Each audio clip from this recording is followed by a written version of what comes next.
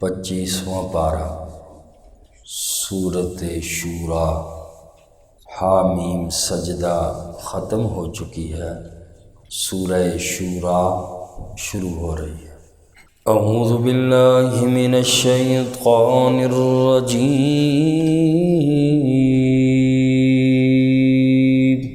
بسم اللہ الرحمن الرحیم۔ حامیم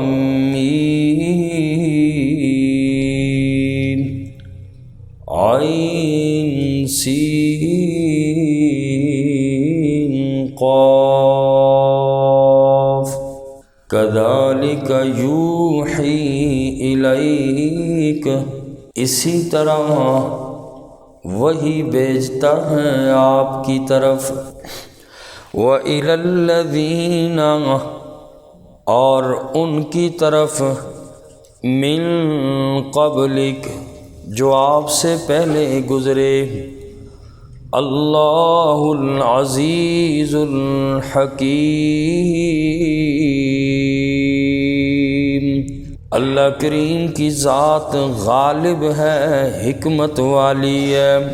سورۃ شورا مکی سورت ہے، ترتیب توقیفی کے اعتبار سے 42 نمبر کی سورت ہے، اور نزول کے اعتبار سے 62 نمبر کی سورت ہے۔ اس سے پہلے حامیم سجدہ سورت نازل ہوئی 61 نمبر پر، اور اس کے بعد سورہ زخرف نازل ہوئی 63 نمبر پر۔ اس سورت مبارکہ کے الفاظ 882 ہیں، اور جبکہ اس کے حروف 3588 اس سورت کے حروف ہیں۔ اس کی آیات 53 ہیں، اور جبکہ اس کے رکوع 5 ہیں۔ سورۃ شورا کا تعارف یہ ہے کہ یہ سورت مبارکہ بھی حوامیم کے مجموعے کی تیسری سورت ہے۔ جیسا کہ شروع میں عرض کیا تھا کہ حامیم سے شروع ہونے والی 7 صورتیں ہیں، اور یہ بالترتیب چل رہی ہیں۔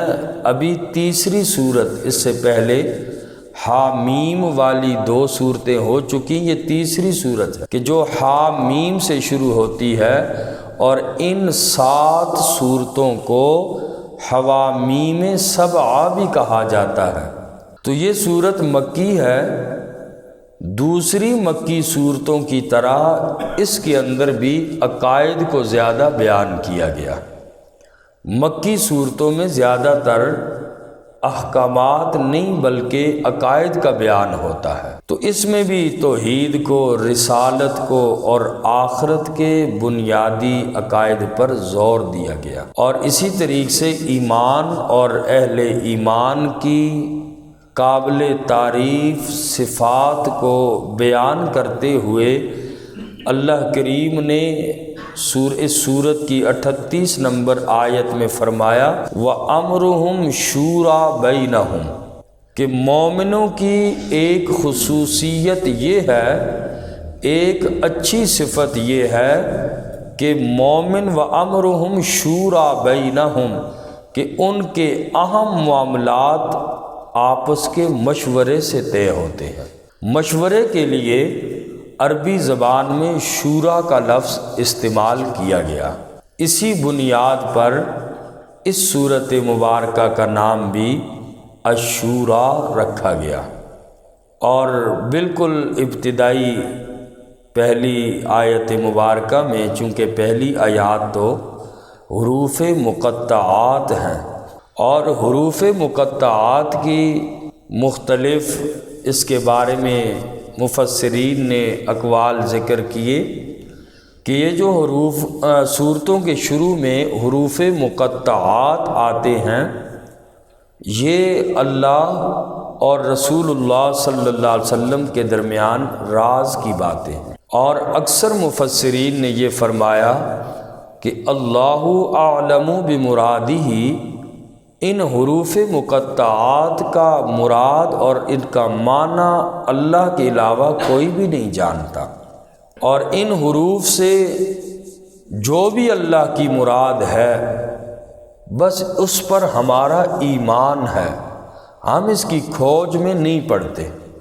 تو اس کی کھوج میں پڑھنا بھی نہیں چاہیے۔ حروف مقطعات اللہ اعلم بمرادہ، اس کا معنی رب ہی جانتے ہیں۔ اور اگلی تیسری آیت مبارکہ میں اللہ کریم نے ذکر فرمایا نبی پاک صلی اللہ علیہ وسلم کا کہ اے میرا نبی صلی اللہ علیہ وسلم، ہم نے آپ کی طرف وحی بھیجی جیسے کہ آپ سے پہلے نبیوں پر میں اللہ نے وحی بھیجی۔ انسانوں میں سب سے عظیم ہستیاں انبیاء علیہم الصلاۃ کی ہیں، اور انبیاء وہ اللہ کے منتخب بندے ہیں، چنے ہوئے لوگ ہیں، اور انبیاء معصوم عن الخطا ہوتے ہیں، غلطیوں سے معصوم ہوتے ہیں۔ نبی سے کوئی صغیرہ گناہ بھی نہیں ہوتا اور نبی سے کوئی کبیرہ گناہ بھی نہیں ہوتا، اور اللہ کریم ان انبیاء کی طرف وحی کرتے ہیں بواسطہ جبرائیل کے۔ تو فرمایا اے میرا نبی، جس طرح پہلے انبیاء پر میں اللہ نے وحی بھیجتا رہا، آپ صلی اللہ علیہ وسلم سے پہلے آدم علیہ السلام سب سے پہلے انسان اور نبی ہیں، اور دوسرے نمبر کے نبی حضرت شیس علیہ السلام ہیں، حضرت آدم علی نبینا علیہ السلام کے بیٹے ہیں، اور حضرت عیسیٰ علیہ السلام تک ہر ایک نبی کے پاس اللہ کریم وحی بھیجتے رہے۔ کسی پر کم وحی آتی تھی اور کسی پر زیادہ آئی وحی۔ بعض روایات سے یہ معلوم ہوتا ہے کہ بعض انبیاء پر ان کی پوری زندگی میں صرف 4 مرتبہ وحی نازل ہوئی، اور بعض انبیاء کے بارے میں آتا ہے 50 مرتبہ وحی نازل ہوئی بعض نبیوں پر، اور بعض نبیوں پر 400 کے عدد روایت میں بھی آتا ہے کہ 400 بار کسی نبی پر اللہ نے وحی بھیجی۔ اور ہمارے پیارے آقا محمد الرسول اللہ صلی اللہ علیہ وسلم پر اللہ نے سب سے زیادہ وحی بھیجی، اور وہ 40,000 دفعہ 40,000 دفعہ اللہ کی طرف سے آقا علیہ الصلوۃ والسلام پر وحی آئی۔ تو اس آیت مبارکہ میں اسی وحی کا اللہ کریم نے ذکر فرمایا۔ فرمایا حامیم عین سین قاف کذالک یوحی الیک، اسی طرح وحی بھیجتا ہے آپ کی طرف، وَإِلَى الَّذِينَ مِن قَبْلِكَ، اور ان کی طرف جو آپ سے پہلے گزرے۔ اللہ العزیز الحکیم، اللہ کی ذات غالب ہے تمام قوتوں پر، الحکیم بڑی حکمت والی ذات ہے۔ اللہ کا کوئی بھی حکم حکمت سے خالی نہیں ہے، چاہے ہمیں سمجھ آئے نہ آئے، ضرور اللہ کے حکم میں کوئی نہ کوئی حکمت ضرور ہوتی ہے۔ لَهُ مَا فِي السَّمَاوَاتِ وَمَا فِي الْأَرْضِ، اسی کی بادشاہی ہے جو کچھ آسمانوں میں ہے۔ لَهُ مَا فِي السَّمَاوَاتِ، اسی کے قبضہ قدرت میں ہے جو کچھ آسمانوں میں ہے۔ وَمَا فِي الْأَرْضِ، اور جو کچھ زمینوں میں ہے۔ ساری کائنات پہ رب کریم کا قبضہ ہے۔ وَهُوَ الْعَلِيُّ الْعَظِيمُ، اور وہی بلند ہے، بڑی عظمت والا ہے۔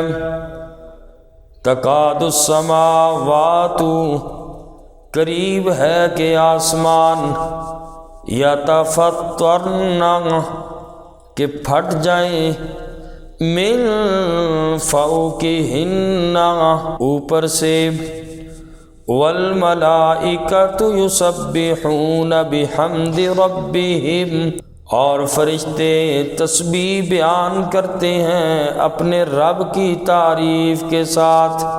وَيَسْتَغْفِرُونَ لِمَن فِي الْأَرْضِ، اور وہ بخشش طلب کرتے ہیں ان کے لیے جو زمینوں میں ہے۔ الا،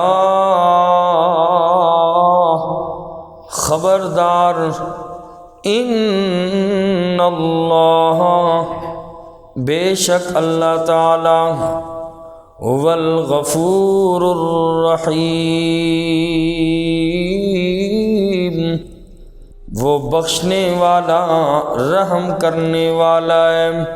فرمایا تکاد السماوات یتفطرن من فوقہن، قریب ہے کہ آسمان اوپر سے پھٹ جائیں۔ مطلب یہ ہے کہ آسمانوں میں اللہ کے فرشتے اتنی بڑی تعداد میں ہیں اور اللہ کی عبادت میں مصروف ہیں کہ ایسے لگتا ہے جیسے ان کے بوجھ سے آسمان پھٹ پڑیں گے۔ اور فرشتوں کی ڈیوٹی ذکر فرمائی اگلے حصے میں، والملائکۃ یسبحون بحمد ربہم، فرشتے اپنے رب کی تعریف بیان کرتے ہیں۔ اس کی تفصیل سورہ مومن آیت نمبر 7 میں گزری۔ وہاں بھی فرمایا کہ الذین یحملون العرش، وہ فرشتے کہ جو عرش کو جنہوں نے اٹھایا ہوا ہے، ومن حولہ، اور جو عرش کے ارد گرد ہیں، یسبحون بحمد ربہم، وہ اپنے رب کی تعریف بیان کرتے ہیں، اور ویؤمنون بہ، اور وہ اس پر ایمان بھی رکھتے ہیں، ویستغفرون، اور وہ فرشتے مغفرت طلب کرتے ہیں، للذین آمنوا، ایمان والوں۔ فرشتوں کا ایک کام تو یہ ہے کہ وہ اللہ کی تسبیح بیان کریں، اور دوسرا کام ذکر کیا وَيَسْتَغْفِرُونَ لِلَّذِينَ آمَنُوا، ایمان والوں کے لیے استغفار اور بخشش کی دعائیں کرتے ہیں۔ فرشتوں کی دعاؤں کے مستحق کون؟ ایمان والے بندے ہیں۔ کیا ہر مومن کے لیے اللہ کے فرشتے دعائیں کرتے ہیں؟ احادیث مبارکہ میں مختلف لوگوں کا، مختلف عبادتوں کا، مختلف کام کرنے والوں کا اللہ نے ذکر فرمایا، اللہ کے نبی صلی اللہ علیہ وسلم نے ذکر فرمایا کہ اس انسان کے لیے اللہ کے فرشتے دعائے مغفرت کرتے، استغفار طلب کرتے ہیں۔ ایک حدیث پاک میں فرمایا آقا علیہ السلام نے، من بات طاہرن، جس بندے نے رات باوضو گزاری، اللہ کی رحمت کے فرشتے اس کے لیے دعائے مغفرت کرتے ہیں۔ اور ایک روایت میں فرمایا کہ جو آدمی ایک نماز کے بعد دوسری نماز کا انتظار کرتا ہے، اللہ کے فرشتے اس کے لیے بھی رحمت کی دعا کرتے ہیں۔ اور اسی طریقے سے حضرت برہ ابن عازب رضی اللہ تعالی عنہ کی روایت ہے، وہ فرماتے ہیں آقا علیہ الصلوۃ والسلام نے فرمایا، ان اللہ و ملائکتہ یصلون علی الصف الاول، صف اول کی نمازی، پہلی صف میں نماز ادا کرنے والوں کے لیے اللہ کی رحمت کے فرشتے دعائے مغفرت کرتے ہیں۔ اور اسی طریقے سے ایک روایت میں یہ بھی آتا ہے، جو صف کی دائیں طرف کھڑے ہوتے ہیں ان کے لیے بھی اللہ کے رحمت کے فرشتے دعائے مغفرت کرتے ہیں۔ اسی طرح ایک روایت میں آتا ہے کہ جو صف میں خالی جگہ کو پر کرتا ہے، اور بعض لوگ کھڑے ہوتے ہیں، وہ اپنے ساتھ آگے پیچھے کوشش یہی ہوتی ہے کھڑا نہ ہو، بیچ میں خلا رہ جاتا ہے، تو فرمایا اس خلا کو دور کرنے والے کے لیے بھی اللہ جو ہیں، اللہ کے فرشتے رحمت کی دعائیں کرتے ہیں، استغفار طلب کرتے ہیں۔ اور اسی طریقے سے ایک روایت میں فرمایا کہ جو آدمی فجر اور عصر کی نماز با جماعت ادا کرے، اسی طرح جس نے نبی پاک صلی اللہ علیہ وسلم پر درود بھیجا، اور اسی طریقے سے جو آدمی دوسروں کے لیے غائبانہ دعا کرتا ہے، یعنی موجود نہ ہو، ان کی غیر موجودگی میں دوسرا مسلمان بھائی اس کے لیے دعا کرے، فرشتے اس کے لیے بھی کرتے ہیں۔ اور روایت کے اندر آتا ہے صدقہ خیرات کرنے والے اور سحری کھانے والوں کے لیے بھی، اور اسی طریقے سے وہ روزے دار آدمی جس کے پاس کچھ لوگ کھانا پینا کرتے ہیں، ایک دو بندے روزے دار ہوتے ہیں، ساتھ دوسرے کوئی بندے کھا رہے ہوں، تو یہ جو بندہ روزے دار ہے جس کے سامنے کھایا جا رہا ہے، حدیث میں فرمایا کہ اس کے لیے بھی اللہ کے فرشتے جو ہیں وہ مغفرت کی دعا کرتے ہیں۔ اسی طرح جو آدمی مریض کی عیادت کے لیے جاتا ہے، اور اسی طریقے سے اللہ کے نبی صلی اللہ علیہ وسلم نے فرمایا کہ جو لوگوں کو نیکی کی تعلیم دیتا ہے اور ساری مخلوقات اس انسان کے لیے دعائے مغفرت کرتی ہے، تو بہرحال اس آیت مبارکہ میں بھی یہی فرمایا کہ والملائکۃ یسبحون بحمد ربہم ویستغفرون لمن فی الارض، فرشتے اللہ کی تسبیح بیان کرتے ہیں اور ان کے لیے جو زمین میں ہیں ان کے لیے بخشش طلب کرتے ہیں۔ اللہ ہم سب کو عمل کی